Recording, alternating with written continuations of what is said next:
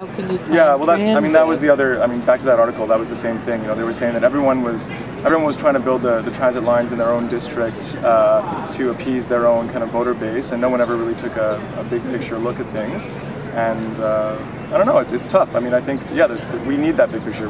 I think the other interesting thing, just to jump points, is that having been to other cities in the world, not only Montreal but other cities like in Europe or South America or the States, you notice that the big cities, like the big important capital cities of countries, all have a lot of support from the state. Like you think that the French government doesn't invest in Paris or the British government doesn't invest in London, like of course they do, or Berlin or whatever, right? And that support allows them to do these really big picture things, and we absolutely unequivocally don't have that here. And I can only imagine me getting laughed out of Parliament if you were going to say, I want to make Toronto a world-class city in front of in the Canadian government.